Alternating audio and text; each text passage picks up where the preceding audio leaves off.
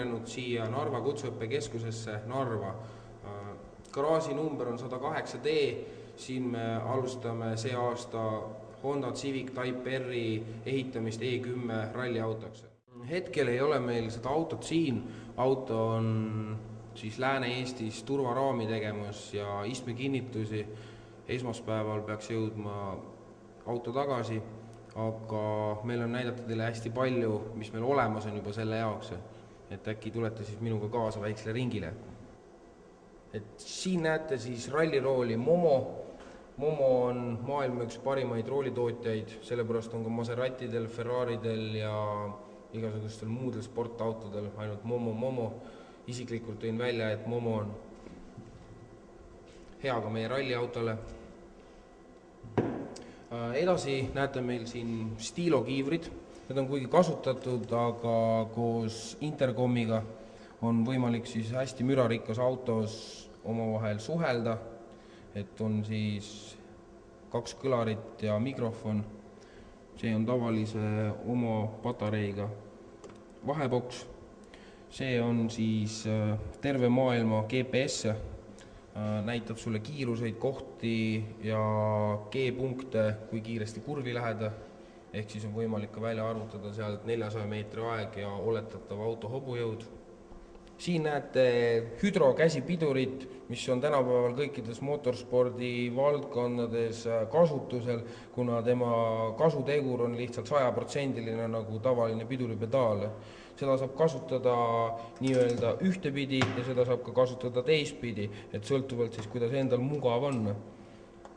Sellele antud eksemplarile tuleb vist panna, mõõtmiste käigus vaatasime, et tuleb siia väike lisa juurde panna, et oleks mugavam. Siin on näha 6 punkti turvavööd, mis kaitsevad siis pilooti, ütleme siis nii, et avarii eest, nii palju kui see ka võimalik on, materjal on hea. Siin on siis keskpunktiks nimetatakse, kui seda ühte klikki siit liigutavad, siis kõik turvavöö detailid viskavad seal plõksti lahti, et saaks kähku autost jooksu panna, kui näiteks auto põleb või midagi. See on turvalüliti, ehk siis massilüliti, et see samune asi lülitab välja voolu kogu autost. Kui autoga juhtub mingi õnnetus, siis on alati vaja mass välja lülitada, et ei oleks ohtu autol põlema minna, ehk siis vool täiesti katkestada. See sama asi on ühendatud auto väliselt sellise kaabliga. Seda nimetatakse siis massilüliti kaabliks, ehk siis kui sa oled ise teadvusetu või ei suuda enam ennast liigutada, siis saab väljaspoolse abiga saab samamoodi selle massi välja tõmmata. Siin on selleks siuke pisike auk, kuhu see mutriga nii-öelda siis ühendatakse ja kui tõmbad seda kaablit, siis liigub see lüliti. Järgmisena näitan teile sellist asja nagu väljalaskekollektorite isoleerpael. See on selleks vajalik, kuna kollektorid on väga lähedal radiaatorile, ehk siis jahutusradiaatorile ja jahutusradiaator ei taha eriti palju kuuma saada, sest kõik seal kapoti all on nii või naapidi kuum, siis see isoleerpael aitab mingil määral temperatuuri hoida madalamal kapoti all. Siin on siis 3 erinevat karpi kinnitusi. Need on siis kapoti ja pagasniku kinnitused, et võimaluse korral hästi kähku eraldada kapott või pagasnik autost. Ette siis kapoti peale on neid 4 tükki, ehk siis kui need kõik 4 tükki omavahel eemaldada, siis saab kapoti põhimõtteliselt metsa visata hästi ruttu kui vaja. See on siis tagumise pagasniku oma selliste vedrudega, et lükkad need klõpsud nii-öelda konksu tagant välja ja pagasnik avaneb.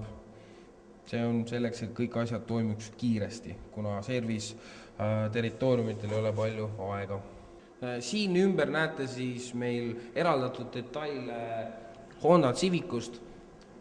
Siin on meil kapott, siin on meil uksed, siin on meil allääred, ehk siis peaks olema need eesti keeles ütlusega kruusakaitse, pagasnik ja esispoiler, mis on juba saanud natuke haiget, aga selle kannatab parandada, ja tiivad. Asja mõte, miks need on eemaldatud autost, on see, et on lihtsam muidugi autoga tegeleda ja teine põhjus on selleks, et oleme välja kuulutanud konkurssi. Konkurss nimelt siis on selline, et on disainivõistlus, mis pakub inimestel võimalus, ehk siis õpilastel võimalus ennast teostada maalilises aspektis. Ehk siis andsin sellised kriteeriumid, et mitte rohkem kui 4 värvi kasutada auto peal, põhivärviks on roheline ja loomulikult ka Narva Kutseõppekeskuse logo koos kirjaga sinna sisse peita. Üks osaleja töö on näiteks selline, et teil oleks aimu, mismoodi on siis esitatud töö. Siia on isegi minu nimi peale pandud, ma vaatan, mis sest, et mina olen kaardilugeja, aga las ta olla. Võitja töö loomulikult maalitakse auto peale, ehk siis värvitakse.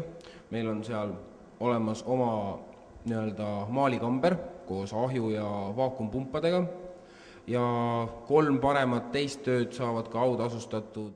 Tegemist on siis 95. aasta B16 A2 mootoriga, mis sellel ajastul oli üks võimsamaid 1,6 liitriseid mootoreid. See on topeltnukkidega 160 hobujõuline jaapanlaste riisiraketi mootor. Meie idee on sellest autost võtta välja 190–200 hobujõudu, võimalikult kõrge pöördemoment ja et saaks kasutada lühikestel käikudel seda, sest rallimaailmas ei ole vaja väga suuri kiiruseid, kui olete näinud, siis WRC-s ei ole ka üle 200 kindlasti mitte kiirus. Antud hetkel on kõik asjad võetud juppeks, ootan hetkel Hondast osasid, saab vahetatud nii kolvirõngad kui saaled, kui kepsusaaled.